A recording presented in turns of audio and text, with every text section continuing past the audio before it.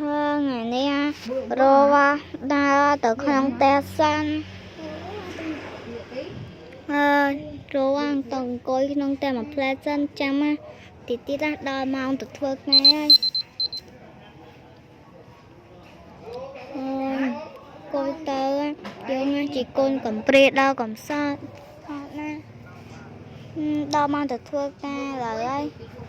đau mong từ thưa nghe ta từ thưa nghe xanh giống như mình ấy chi tiết đó đó từ chơi một tô bùនៅផ្ទះសិនយើយរ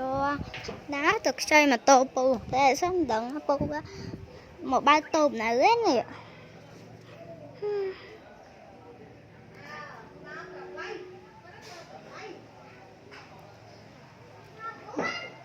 យើងគ្មានអីជីបានតែខ្ចីពូហ្នឹងហើយ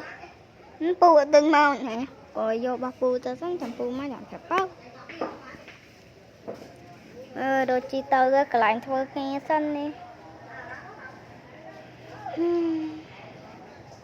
ធ្វើម៉ូតូនេះច្រែមិញនេះជីទៅអស់ហើយអើយតើកន្លែងធ្វើការតើនេះមកជីទៅតិចសិនដល់លេតាយើងមកធ្វើការកសិករអញ្ចឹងណាមិនសូវបានលុយច្រើនទេហើយរកយកម៉ូតូទៅទុកសិនถึงលោកថៅកែមកហ្នឹងនេះ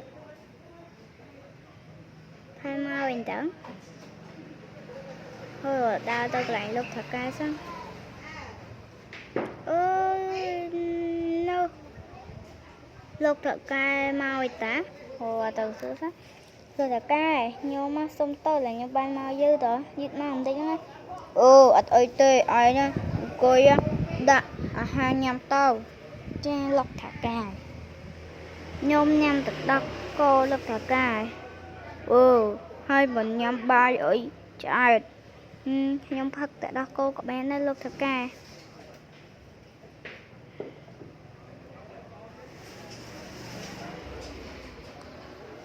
អើយញ៉ាំឆ្អែតទេតានេះញោលោកថៅកែញោមកញ៉ាំឆ្អែតដែរញោមកទៅសិនណាទៅធ្វើការទៅអូខេហើយរកដើរទៅធ្វើគ្នាសិន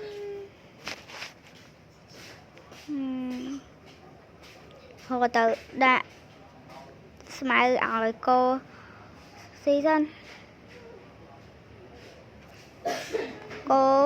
យើងដាក់ស្មៅឲ្យហូបកាន់តែធំទៅមកកោ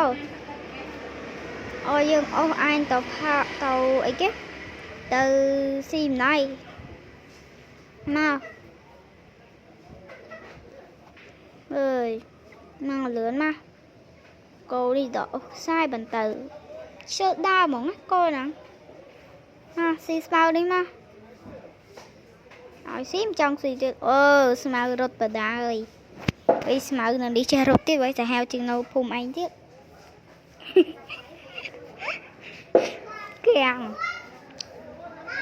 ណាស៊ីស្មៅនេះហូបកោ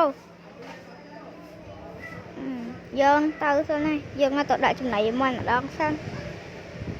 គូគូនេះចំណីមិន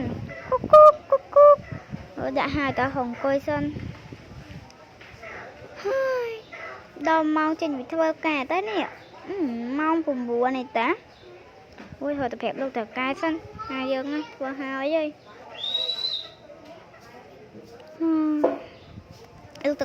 លោកតកែបើមិនក៏អើយខ្ញុំធ្វើការហើយលោកតកែអង្គុយហូបបាយថ្ងៃសិនទៅចាលោកតកែហើយរញ៉ាំបាយគ្រឿងសមុទ្រសិនឆ្ងាញ់នេះបាយហ្នឹងឡងឆ្ងាញ់ហ្មងណាអូយចង់ញ៉ាំឆ្អែតទៅនេះហើយជិះម៉ូតូទៅសិនដល់មកធ្វើការដល់មកចេញពីធ្វើការហើយរឿងកូនកំព្រា ភាគ1ចាំទស្សនាភាគបានចប់សូមអរគុណបងប្អូនជួយចុចបេះដូងហើយកូពីលេងខ្ញុំផងណាបាយបាយ